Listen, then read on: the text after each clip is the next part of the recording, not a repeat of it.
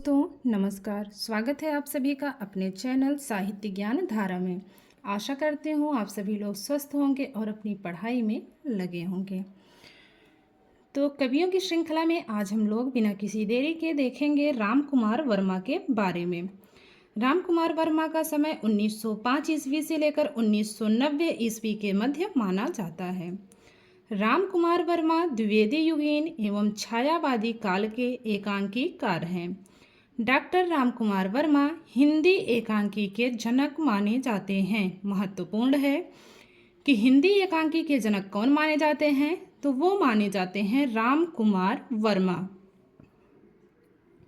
आगे है, डॉक्टर नगेंद्र ने हिंदी की प्रथम एकांकी राम कुमार वर्मा की एकांकी बादल की मृत्यु, जिसका समय 1930 ईस्वी है, माना है। तो डॉक्टर नगेंद्र ने हिंदी की प्रथम एकांकी किसे मानी है, तो राम कुमार वर्मा की एकांकी बादल की मृत्यु को माना है। अज्ञेय ने प्रथम एकांकी जयशंकर प्रसाद की एक घूंट को माना है। आगे देखते हैं अब, चित्रलेखा पर राम कुमार वर्मा को देव पुरस्कार प्राप्त हुआ। राम कुमार वर्मा को छायावाद की लघुत्रय में शामिल किया जाता है। अब बात करते हैं काव्य रचनाओं की। तो इनकी काव्य रचनाओं को देखते हैं। तो काव्य रचनाओं में शामिल है वीर हमीर, चित्तौड़ की चिता, चित्ररेखा और जौहर। तो वीर हमीर क्या देखते हैं, इसको कैसे कनेक्ट करेंगे काव्य रचनाओं को। वीर हमीर चित्ररेखा को चित्तौड़ की चिता में जौहर होते हुए देखते हैं। वीर हमीर चित्ररेखा को चित्तौड़ की चिता पर जौहर होते हुए देखते हैं। तो इस प्रकार रचनाओं को इनकी कनेक्ट कर सकते हैं। आगे है लोकप्रिय एकांकी। अभी हम लोगों ने देखा काव्य रचनाओं को ट्रिक के माध्यम से कि वीर हमीर चित्ररेखा को चित्तौड़ की चिता पर जौहर होते हुए देखते हैं।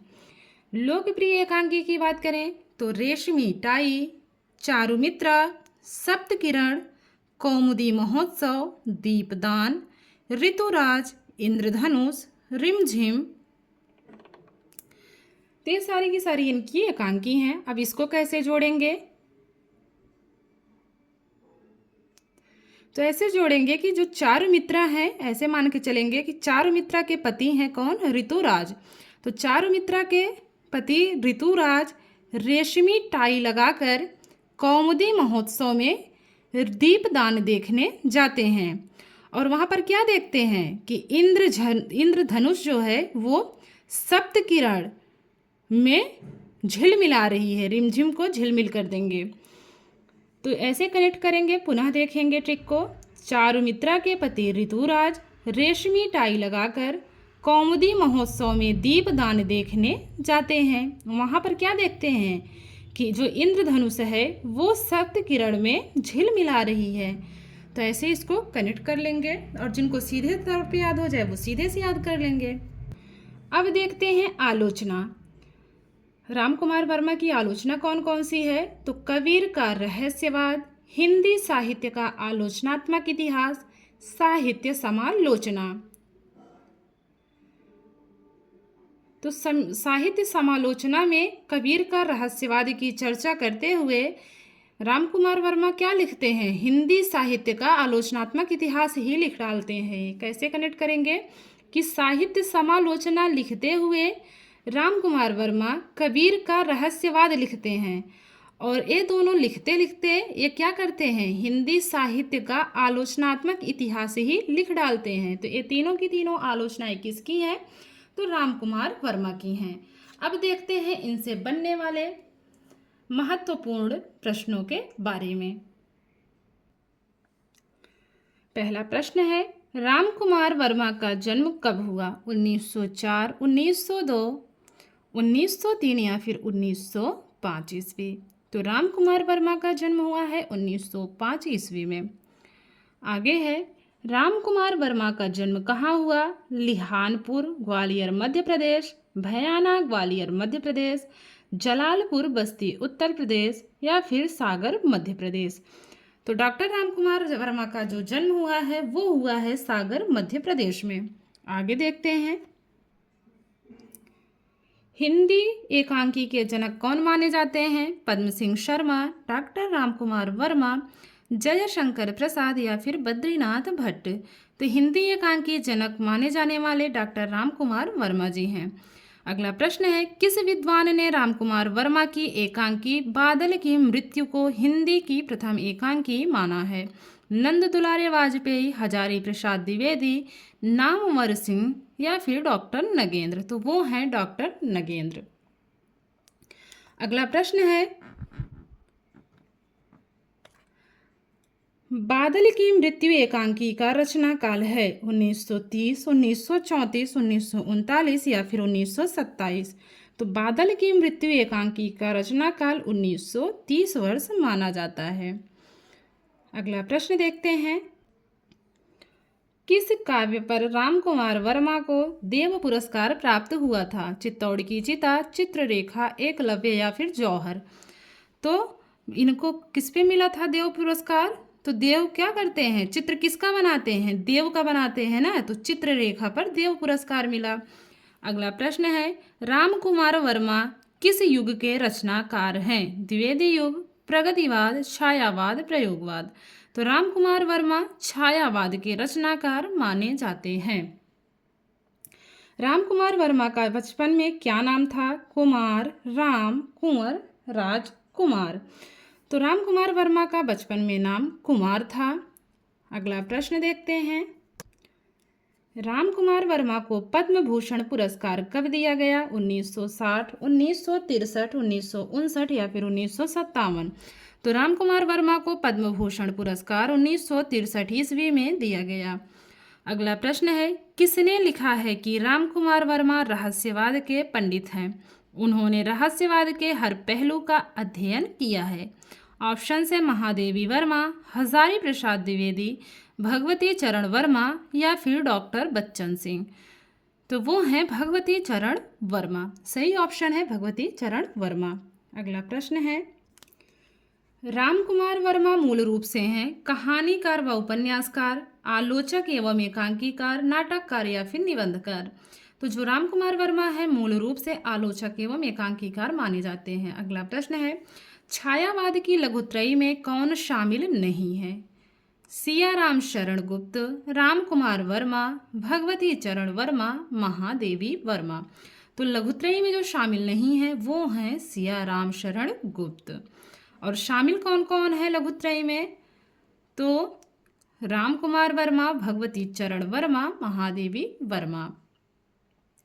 तो रामकुमार क्या करते हैं? रामकुमार महादेवी के चरणों में गिर पड़ते हैं। तो लघुत्रयी में तीनों शामिल हैं। अगला प्रश्न है, हिंदी साहित्य का आलोचनात्मक इतिहास के रचयिता कौन हैं? गणपति चंद्रगुप्त, हरिऔध, रामकुमार वर्मा या फिर मुक्तिबोध। तो वो है रामकुमार वर्मा। अगला प्रश्न है, इनमें से कौन सी आलोचना रामकुमार वर्मा की है? साहित्य सीकर, साहित्य देवता, साहित्य समालोचना या फिर साहित्य सर्जना। तो जो सही जवाब है इसमें वो है साहित्य समालोचना। अगला प्रश्न है, रामकुमार वर्मा ने कबीर के बारे में किस नाम से आलोचना लिखी? संत कबीर, कबीर का रहस्यवाद, कबीर ग्रंथावली या फिर कबीर परिचयी। तो जो इन्होंने आलोचना लिखी है वो है कबीर का रहस्यवाद। अगला प्रश्न है, रामकुमार वर्मा ने हिंदी साहित्य का आलोचनात्मक इतिहास कब लिखा? 1930, 1934, 1938 या फिर 1927। तो जो सही इसमें उत्तर है वो है 1938 ईस्वी। तीसरा वाला बिल्कुल सही जवाब है। रामकुमार वर्मा ने आदिकाल को क्या नाम दिया? वीरगाथा काल, संधि चारण काल, सिद्ध सामंत काल या फिर अपभ्रंश काल।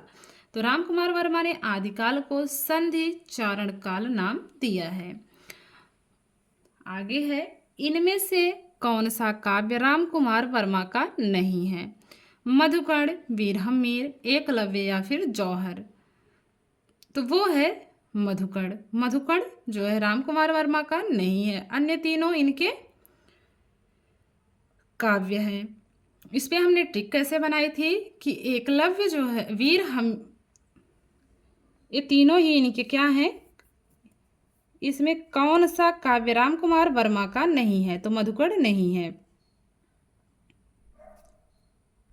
अगला प्रश्न है, इनमें से कौन सी एकांकी राम कुमार वर्मा की नहीं है? पृथ्वीराज की आंखें, रेशमी टाई, दीपदान या फिर अशोक वन।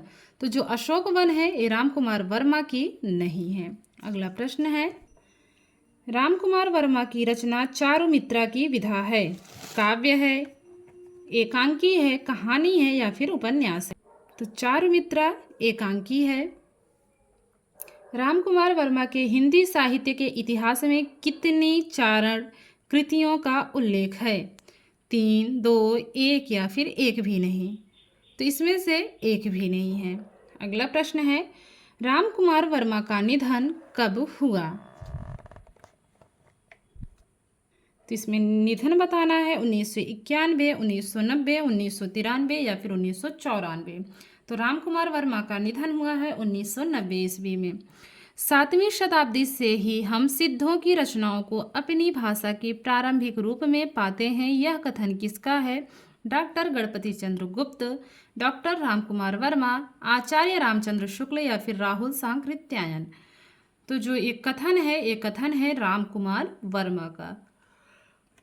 तो आशा करती हूँ कि आज की वीडियो आप लोगों को अच्छी लगी होगी। अगर वीडियो अच्छी लगी हो तो लाइक कीजिएगा और मिलते हैं कवियों की श्रृंखला में एक और कवि के साथ। तब तक के लिए सभी को जय श्री सीताराम, जय श्री राधे कृष्णा, नमस्कार।